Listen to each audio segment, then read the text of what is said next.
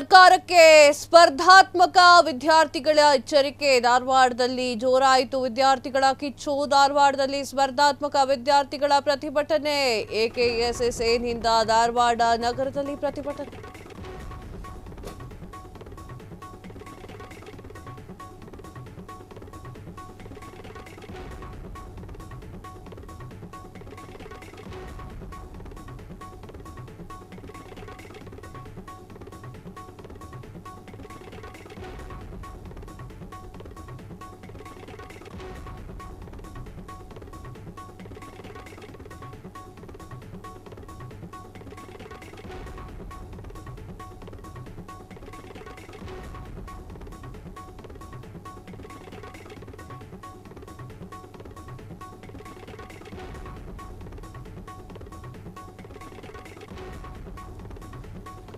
ಸರ್ಕಾರಕ್ಕೆ ಸ್ಪರ್ಧಾತ್ಮಕ ವಿದ್ಯಾರ್ಥಿಗಳ ಎಚ್ಚರಿಕೆ. ಧಾರವಾಡದಲ್ಲಿ ಜೋರಾಯಿತು ವಿದ್ಯಾರ್ಥಿಗಳ ಕಿಚ್ಚು. ಧಾರವಾಡದಲ್ಲಿ ಸ್ಪರ್ಧಾತ್ಮಕ ವಿದ್ಯಾರ್ಥಿಗಳ ಪ್ರತಿಭಟನೆ.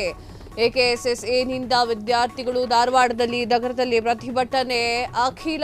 ಅಖಿಲ ಕರ್ನಾಟಕ ವಿದ್ಯಾರ್ಥಿ ಸಂಘದಿಂದ ಪ್ರತಿಭಟನೆ. ರಾಜ್ಯ ಸರ್ಕಾರ ಬೇಗ ಅಧಿಸೂಚನೆಯನ್ನ ಹೊರಡಿಸಿ ಸ್ಪರ್ಧಾರ್ಥಿಗಳ ನ್ಯಾಯಯುತ ವಯೋಮಿತಿಯನ್ನ ಹೆಚ್ಚಿಸಬೇಕು. ನೇಮಕಾತಿ ವಿಳಂಬಕ್ಕೆ ವಿದ್ಯಾರ್ಥಿಗಳ ಆಕ್ರೋಶ. ಕಾನ್ಸ್ಟೇಬಲ್ ಸಹಿತ ವಿವಿಧ ಹುದ್ದೆಗಳ ನೇಮಕಾತಿ ಆಗ್ರಹ.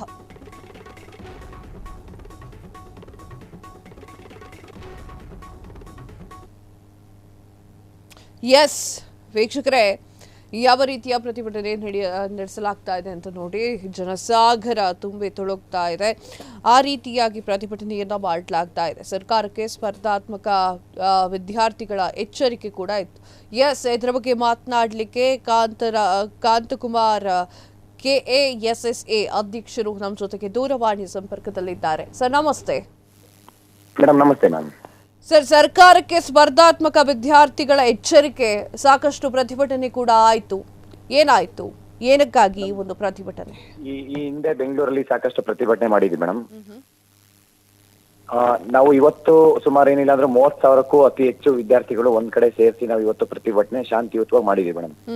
ನಮ್ಮ ಬೇಡಿಕೆ ಸರ್ಕಾರ, ಮಾನ್ಯ ಮುಖ್ಯಮಂತ್ರಿ ಸಿದ್ದರಾಮಯ್ಯ ಸರ್ ಮತ್ತೆ ಗೃಹ ಸಚಿವರಾದಂತ ಪರಮೇಶ್ವರ್ ಸರ್ಗೆ ನಮ್ಮ ಬೇಡಿಕೆ ತುಂಬಾ ಅಂದ್ರೆ ಮೇಡಮ್ ನ್ಯಾಯಯುತವಾಗಿದೆ. ನಾವು ಕೇಳ್ತಾ ಇರೋದು ಅಂದ್ರೆ ರಾಜ್ಯದಲ್ಲಿ ಸುಮಾರು 6 ವರ್ಷದಿಂದ ಯಾವುದೇ ನೇಮಕಾತಿ ಆಗಿಲ್ಲ ಮೇಡಮ್. ಹೌದು, 2-3 ವರ್ಷ ಕೋವಿಡ್ ಅಂತ ಹೇಳಿ 2-3 ವರ್ಷ ಯಾವುದೇ ನೇಮಕಾತಿ ಆಗಿಲ್ಲ ಮೇಡಮ್. 1 ವರ್ಷ ಎಲೆಕ್ಷನ್ ಇಯರ್ ಅಂತ ಹೇಳ್ಬಿಟ್ಟು ಯಾವುದೇ ನೇಮಕಾತಿ ಆಗಿಲ್ಲ. ಕಳೆದ 1.5 ವರ್ಷದಿಂದ ಒಳ ಮೀಸಲಾತಿ ಎಂಬುಟ್ಟು ಯಾವುದೇ ನೇಮಕಾತಿ ಆಗಿಲ್ಲ ಮೇಡಮ್. ನಾವು ಬೇಡಿಕೆ ಇಡ್ತಾ ಇರೋದು ವಯೋಮಿತಿ ಹೆಚ್ಚಿಸಿ ರಾಜ್ಯದಲ್ಲಿ 2,76,386 ಹುದ್ದೆ ಖಾಲಿ ಇದೆ ಮೇಡಮ್. ಟೀಚರ್ಸ್ ವೇಕೆನ್ಸಿ 70,727 ಹುದ್ದೆ ಖಾಲಿ ಇದೆ ಮೇಡಮ್. ಮತ್ತೆ ಪೊಲೀಸ್ ಡಿಪಾರ್ಟ್ಮೆಂಟ್ ಅಲ್ಲಿ ಮೋರ್ ದೆನ್ 20,000 ವೇಕೆನ್ಸಿ ಇದೆ ಮೇಡಮ್. ನಮ್ಮ ರಾಜ್ಯದ ಯುವಕರು ಸುಮಾರು 15-20 ಲಕ್ಷ ಜನ ವಿದ್ಯಾರ್ಥಿಗಳು ಇವತ್ತು ಕಷ್ಟಪಟ್ಟು ಹಗಲು ರಾತ್ರಿ ಇವತ್ತಾಗುತ್ತೆ ನಾಳೆ ಆಗುತ್ತೆ ಅಂತ ಹೇಳ್ಬಿಟ್ಟು ನೋಟಿಫಿಕೇಶನ್ ಮಾಡ್ತಾರೆ ಅಂತ ಕೇಳ್ತಾ ಇದ್ರೆ, ಇವರು ವಯೋಮಿತಿ ನಾವು 6 ವರ್ಷ ಕೇಳ್ತಾ ಇದೀವಿ ಮೇಡಮ್. ಬರೀ 2 ವರ್ಷ ಮಾಡ್ತೀವಿ ಅಂತಂದ್ರೆ ಯಾವ ನ್ಯಾಯ ಮೇಡಮ್? ಲಾಸ್ಟ್ ಕಳೆದ 24 ಅಲ್ಲಿ ಜುಲೈಯಲ್ಲಿ ಮೇಡಮ್ 3 ವರ್ಷ ವಯೋಮಿತಿ ಹೆಚ್ಚಿಸಿದ್ರು ಮೇಡಮ್. ಅದಾದ್ಮೇಲೆ ಇವಾಗ 1.5 ವರ್ಷ ಆಯ್ತು ಮೇಡಮ್. ಅದು 1 ತಿಂಗಳಲ್ಲೇ ಇವರು ಕ್ಯಾಬಿನೆಟ್ ಅಲ್ಲಿ 28/2024 ಒಂದು ಆರ್ಡರ್ ಪಾಸ್ ಮಾಡ್ತಾರೆ ಮೇಡಮ್. ಇನ್ ಮುಂದೆ ಒಳ ಮೀಸಲಾತಿ ಆಗೋವರೆಗೂ ಯಾವುದೇ ನೋಟಿಫಿಕೇಶನ್ ಮಾಡಂಗಿಲ್ಲ ಅಂತ ಹೇಳ್ತಾರೆ ಮೇಡಮ್. ಅದೆಲ್ಲ ಒಳ ಮೀಸಲಾತಿ ನಾವು ಆಗಸ್ಟ್ 11ನೇ ತಾರೀಕು ಹೋರಾಟ ಮಾಡಾದ್ಮೇಲೆ ಇವರು 10 ದಿನದಲ್ಲಿ ಒಳ ಮೀಸಲಾತಿ ಅಂದ್ರೆ ರಿಪೋರ್ಟ್ ತಗೊಂಡು ಜಾರಿಗೆ ಮಾಡ್ತಾರೆ ಮೇಡಮ್. ಅದಾದ್ಮೇಲೆ ರೋಸ್ಟರ್ ಬಿಂದು ಎಲ್ಲ ರೆಡಿ ಆಗಿದೆ. ಆದ್ರೆ ಬರೀ 2 ವರ್ಷ ಕೊಡ್ತೀವಿ ಅಂತ 4/9/2024 ಕ್ಯಾಬಿನೆಟ್ ಅಲ್ಲಿ ಆರ್ಡರ್ ಪಾಸ್ ಮಾಡ್ತಾರೆ ಮೇಡಮ್. ನಾವ್ ಇವಾಗ ಮತ್ತೆ ಎಲ್ಲಾ ಮಿನಿಸ್ಟರ್ಸ್ಗೆ, ಸಿಎಂ ಅವ್ರಿಗೆ, ಎಲ್ಲ MLA ಗೆ ಎಲ್ಲರಿಗೂ ಮನವಿ ಕೊಟ್ಟು ತುಂಬಾ 1 ತಿಂಗಳಿಂದ ಕೊಟ್ಟಿದೀವಿ ಮೇಡಮ್. ಕನಿಷ್ಠ ಅಂದ್ರೆ 5 ವರ್ಷ ಆದ್ರೂ ಮಾಡ್ಲೇಬೇಕು ಮೇಡಮ್ ಎಲ್ಲಾ ಇಲಾಖೆಗೆ. ಪೊಲೀಸ್ ಕಾನ್ಸ್ಟೇಬಲ್ ವಯೋಮಿತಿ ಮೇಡಮ್ ಲಾಸ್ಟ್ 3 ವರ್ಷ ಮುಂಚೆ ಮಾನ್ಯ ಮುಖ್ಯಮಂತ್ರಿ ಸಿದ್ದರಾಮಯ್ಯರು ಒಂದು ಲೆಟರ್ ಮಾಡಿದ್ರು ಮೇಡಮ್. ಏನಂದ್ರೆ 33 ವರ್ಷ SC ST OBC ಗೆ ಕಾಯಂ ಮಾಡ್ತೀನಿ, ಜನರಲ್ ಮೆರಿಟ್ ಗೆ 30 ವರ್ಷ ಮಾಡ್ತೀನಿ ಅಂದ್ಬಿಟ್ಟು. ವಿದ್ಯಾರ್ಥಿಗಳು ಇಲ್ಲಿ ಎಲ್ಲ ಅಂದ್ರೆ ಏಜ್ ಮೀರಿದ್ರು ಕೂಡ ಎಲ್ಲ ಮನೆಗೆ ಹೋಗೋದ್ ಬಿಟ್ಟು ಲಾಸ್ಟ್ 3-4 ವರ್ಷದಿಂದ ಕಂಟಿನ್ಯೂಸ್ ಆಗಿ ಇವತ್ತು ವಯೋಮಿತಿ ಇಲ್ದಿರ ಯಾವ್ದೇ ನೇಮಕಾತಿ ಆಗಿದ್ರೆ ಯಾರು ಕೇಳ್ತಿರ್ಲಿಲ್ಲ ಮೇಡಮ್ ಇವರಿಗೆ. ಮತ್ತೆ ವಯೋಮಿತಿ ಯಾಕೆ ಕೇಳ್ತಾ ಇದೀವಿ ಅಂತಂದ್ರೆ ಅದು ನ್ಯಾಯಯುತವಾಗಿದೆ ಮೇಡಮ್. ಅಪ್ಲಿಕೇಶನ್ ಹಾಕೋದಕ್ಕಷ್ಟೇ ನಾವು ಅವಕಾಶ ಮಾಡ್ಕೊಡಿ ಅಂತ ಕೇಳ್ತಾ ಇರೋದು ಮೇಡಮ್. 5-6 ವರ್ಷ ವಯೋಮಿತಿ ಜಾಸ್ತಿ ಮಾಡಿ. 5 ವರ್ಷ ವಯೋಮಿತಿ ಜಾಸ್ತಿ ಮಾಡಿ ಅಪ್ಲಿಕೇಶನ್ ಹಾಕೋದಕ್ಕೆ ಅವಕಾಶ ಮಾಡ್ಕೊಡಿ. ಆಮೇಲೆ PC ಆಗ್ಬೇಕು, PS ಆಗ್ಬೇಕಂದ್ರೆ ಫಿಸಿಕಲ್ ಟೆಸ್ಟ್ ಇರುತ್ತೆ, ಎಕ್ಸಾಮ್ಸ್ ಇರುತ್ತೆ. ಹೌದು. ಕರೆಕ್ಟ್ ಅಲ್ಲ ಮೇಡಮ್? ಪ್ರತಿ ಇಲಾಖೆಯಲ್ಲೂ ಇವಾಗ ನೋಟಿಫಿಕೇಶನ್ಸ್ ಸುಮಾರು 6 ವರ್ಷದಿಂದ ಯಾವುದೇ ನೋಟಿಫಿಕೇಶನ್ಸ್ ಮಾಡ್ತಾ ಇಲ್ಲ. ನೀವು ಬರೀ ಜಾತಿ ಗಣತಿ, ಒಳ ಮೀಸಲಾತಿ, ಕೋವಿಡ್, ಎಲೆಕ್ಷನ್ ಇಯರ್ ಬರೀ ಇದೆ ಅಂತ ಅನ್ಕೊಂಡ್ರೆ ನೆಕ್ಸ್ಟ್ ಇನ್ನು ಎಷ್ಟು ವರ್ಷ ಅಂತ ತಗೊಂತೀರಾ ನೀವು? ರಾಜ್ಯದ ಯುವಕರು ಇವತ್ತು ಸುಮಾರು 30,000ಕ್ಕೂ ಹೆಚ್ಚು ವಿದ್ಯಾರ್ಥಿಗಳು ಒಂದ್ ಕಡೆ ಸೇರಿ ಇವತ್ತು ನಾವು ಪ್ರತಿಭಟನೆ ಮಾಡಿದೀವಿ ಮೇಡಮ್.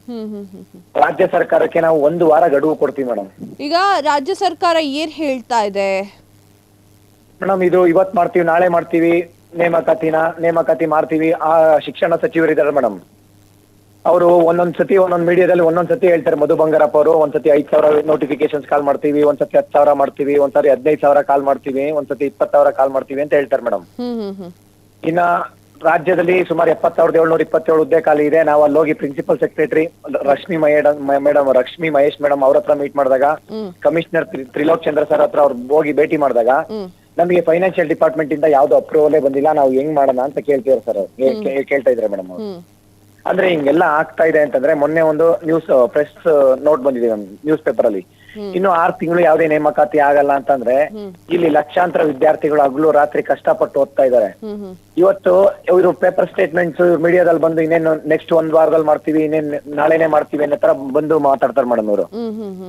ವಿದ್ಯಾರ್ಥಿಗಳು ಏನೋ ಕಷ್ಟಪಟ್ಟು ಮನೆಗೆ ಹೋಗಿದವ್ರು ಎಲ್ಲಾರು ವಾಪಸ್ ಬಂದು ಇವತ್ತು ಲೈಬ್ರರಿ ಕುತ್ಕೊಂಡು ಕಷ್ಟಪಟ್ಟು ಓದ್ತಾ ಇದಾರೆ ಮೇಡಮ್. ಇವತ್ತು ನೀವು ಧಾರವಾಡ, ಬಿಜಾಪುರ, ಬೆಂಗಳೂರು, ಚಂದ್ರಾಲೇಔಟ್, ವಿಜಯನಗರ ಇಲ್ಲೆಲ್ಲ ಬಂದು ನೋಡಿದ್ರೆ ಮೇಡಮ್ ಅವರ ಸಮಸ್ಯೆನ ಯಾರು ಕೇಳೋರು ಮೇಡಮ್ ಇಲ್ಲಿ? ಇದನ್ನ ಹಿಂಗೆ ಬಿಟ್ಟೋದ್ರೆ ನಾವು ಈ ಒಂದು ಹೋರಾಟ ಶಾಂತಿಯುತವಾಗಿ ಮಾಡಿದೀವಿ ಮ್ಯಾಮ್. ಯಾಕೆಂತಂದ್ರೆ ನೀವೇ ನೋಡಿರ್ಬೇಕು ಮ್ಯಾಮ್, ಇಡೀ ಪ್ರಪಂಚದಲ್ಲಿ ಯಾವ ರೀತಿ ಪ್ರತಿಭಟನೆ ಆಗ್ತಾ ಇದ್ದೇವೆ ಅಂತ ಹೇಳಿ. ವೆರಿ ಬೆಸ್ಟ್ ಎಕ್ಸಾಂಪಲ್ ನಮ್ ರೀಜನಲ್ ಕಂಟ್ರಿ ನೇಪಾಳ ಇರ್ಬೋದು, ಬಾಂಗ್ಲಾದೇಶ್ ಇರ್ಬೋದು, ಶ್ರೀಲಂಕಾ ಆಗಿರ್ಬೋದು. ಆ ರೀತಿ ನಮ್ ಕರ್ನಾಟಕ, ನಮ್ ಭಾರತ ಆಗೋದ್ ಬೇಡ ಮೇಡಮ್. ಯಾಕೆಂದ್ರೆ ಸರ್ಕಾರ ನಾವು ಕಟ್ತಾ ಇರೋ ಟ್ಯಾಕ್ಸ್ ಮನಿನ ನೀವು ನೇಮಕಾತಿ ಎಂಪ್ಲಾಯ್ಮೆಂಟ್ ಕ್ರಿಯೇಟ್ ಮಾಡಿ. ಯಾಕೆಂದ್ರೆ ಎಲ್ಲಾ ವಿದ್ಯಾರ್ಥಿಗಳು ಒಂದು ನೀವು ಎಂಪ್ಲಾಯ್ಮೆಂಟ್ ಕೊಟ್ರೆ ಸರ್ಕಾರಕ್ಕೆ ದುಡಿತಾರೆ ಅವರು ಕಷ್ಟಪಟ್ಟು. ಸರ್ಕಾರಕ್ಕೆ ಪ್ರಾಫಿಟ್ ಇದೆ ಮೇಡಮ್. ಇವತ್ತು ಟೀಚರ್ಸ್ ಇಲ್ಲ, ಪೊಲೀಸರು ಇಲ್ಲ ಅಂತಂದ್ರೆ ನಮ್ಮ ಲಾ ಅಂಡ್ ಆರ್ಡರ್ ಇರ್ಬೋದು, ವಿದ್ಯಾರ್ಥಿಗಳ ಮಕ್ಕಳಿಗೆ, ಶಾಲಾ ಮಕ್ಕಳಿಗೆ ಟೀಚರ್ಸ್ ಕ್ವಾಲಿಟಿ ಎಜುಕೇಶನ್ ಎಲ್ಲಿಂದ ಸಿಗುತ್ತೆ ಮೇಡಮ್? ಓಕೆ ಕಾಂತ್ ಕುಮಾರ್ ಅವರೇ, ತಮ್ಮೆಲ್ಲ ಮಾಹಿತಿಗಾಗಿ ಧನ್ಯವಾದ.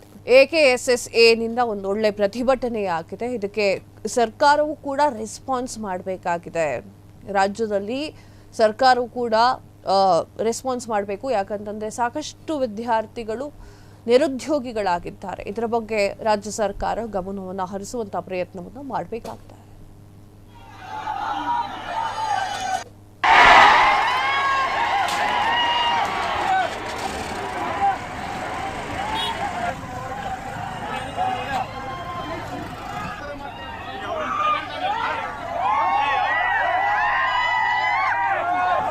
ಕ್ಷಣ ಕ್ಷಣದ ಸುದ್ದಿಗಳಿಗಾಗಿ ಫ್ರೀಡಂ ಟಿವಿ ಸಬ್ಸ್ಕ್ರೈಬ್ ಮಾಡಿ, ಲೈಕ್ ಮಾಡಿ ಹಾಗೂ ಫಾಲೋ ಮಾಡಿ. ಹೊಸ ಸುದ್ದಿಗಳ ನೋಟಿಫಿಕೇಶನ್ಗಾಗಿ ಬೆಲ್ ಐಕಾನ್ ಮೇಲೆ ಕ್ಲಿಕ್ ಮಾಡಿ.